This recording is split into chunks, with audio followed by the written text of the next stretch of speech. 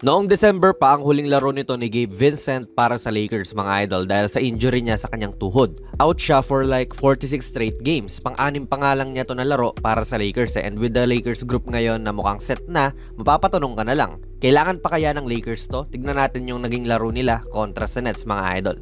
Pagkasalta pa lang niya, binigyan na kagad siya ng play. Nag-pin down si AD dito sa kanya at ngayon ay nagka-curl na siya. Pero masyado atang mainit ang pasa ni D'Lo at ayun, mapapansin natin give up niya yung bola at nag-off ball na muna. Ang concerning lang para sa akin dito mga idol ang dami nilang guard sa floor talaga at the moment. At dito sa depensa, biglang si Dinwiddie na ang tumataw kay Sharp, lugi siya dyan. Sabay ayun nga, kasama pa si Vincent pati si D'Lo na mga practically magkakaposisyon din. Kadalasan dito sa pwesto ni Dinwiddie si LeBron yan or si Hachimura. Pero since si Dinwiddie nga ang parang small forward sa lineup na ito, kailangan niyang bumantay ng mga bigger players. Na-fall na nga lang niya si Sharp dito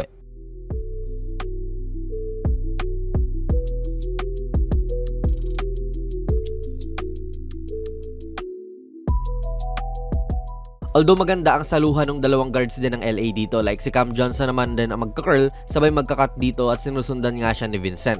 Kitang-kita ni D'Lo ang kanilang action mga idol, sabay nakitulong siya dyan para hindi maka-easy basket tong Brooklyn. Pero good hands naman din mula kay Castleton, kaya rin nila to na steal, sabay bira kagad sa transition tong si Gabe.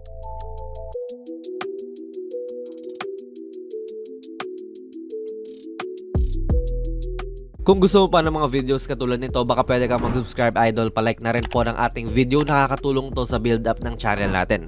Medyo magulo pa like dito nga rebound ni Spencer sabay binigay niya kay Gabe para siyang magse-set up. And ngayon hinihingi ni D'Lo. So alam mo yun, sino ba talaga ang point guard nila rito? Pero luxury din siguro yan mga idol. Pwede nilang tignan ng gano'n na kahit sino pwede mag-uno sa mga tatlong to at any given time, tama ba?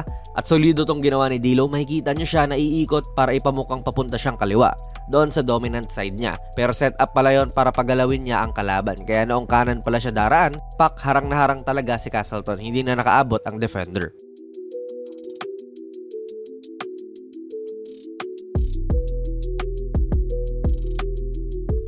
Nga pala mga idol, ang video na ito ay sponsored ng 1xBet, ang isa sa mga trusted betting sites dito sa Pinas at sa ibang bansa. Kung gusto nyo mag-register, click nyo lang po ang link sa ating pinned comment sa baba at ganoon din sa ating description box. I-type nyo na rin ang ating promo code na JonasPB at maaari kang makakuha ng up to 6,000 pesos na bonus sa inyong unang deposit. Maaari kang mag-bet sa mga sporting events like NBA, UFC, Wimbledon at marami pa pong ibang sports. Siguraduhin lang syempre na maging responsable sa inyong pag-bet.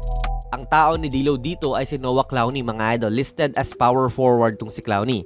Mabuti na lang para sa Lakers at Nets tong kalaban nila na hindi naman na competitive gaano. Pero what if mga contending teams na ang kalaban nila tapos pababantayan mo si D'Lo ng 4? Mahihirapan talaga sila. Even si Gabe Vincent, Cam Johnson ang katapatan. So alam mo yun, at any given time pwede talaga silang ma-exploit dyan ang kalaban kasi hindi pabor sa kanila ang matchup. Pero ayaw mo naman din na si D'Lo ang bumabantay sa mga katulad ni Cam Thomas. Napaswitch nga siya at kita nyong naiwan siya at nag-foul na lang din.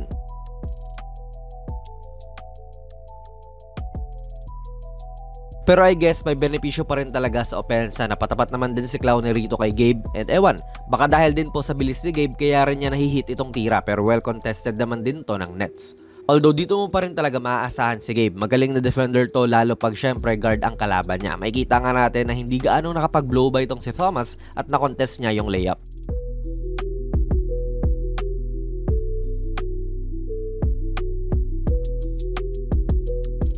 Dito sa second quarter noong binalik si Vincent po ang sinadya ni Coach Ham na starters ang mga kasama niya sa court.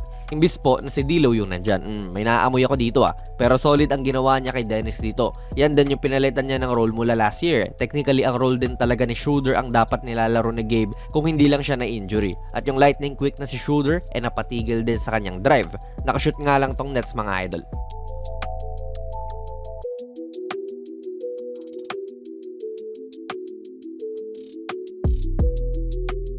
So kahit na si Gabe nga ang technical na point guard talaga ngayon para sa LA, hindi pa rin siya yung nagbibit-bit parate. Si Reeves naman ngayon kasama si AD sa kanilang pick and roll play. Now medyo nakakatuwa po itong ginawa ni Vincent dito, although walang makikredit sa kanya na kahit ano sa stat line. Napaswitch nga siya kay Cam Thomas dito at may ginagawa ang Nets. Tumuturo si Thomas dito na parang magbigay yung kakampi niya ng screen at matalinong humarang si Gabe dyan. So ngayon delay na ang kanilang action. And solid din tong pananatili ni AR sa harapan ni Shooter.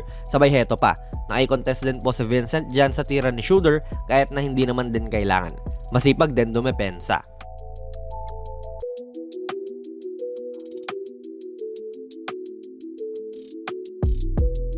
Maganda rin po ang connection ni Gabe dito pati ni AD mga idol. Noong una hindi pa sila nag-connect Bigla kasing tumakbo si AD dyan para sana gulatin tong depensa. Pero para sure, inatake na muna ni Gabe ang defender niya at ipinakomit muna ang big man ng Nets. Kaya ngayon, fast na nakarating kay Davis ang bola. Actually mga idol, okay ang depensang ginawa ni Gabe dito kay Cam Thomas. Talagang guard defender tong si Gabe Tumira lang po si Thomas ng 1 out of 7 kapag si Gabe ang dumedepensa sa kanya this game. Yung counted niya na 3 lang yun na ipasok niya kontra dito kay Gabe. And dito nga, kita rin natin yung physical din siya rito. Although maganda yung separation ni Cam nagmintis pa rin.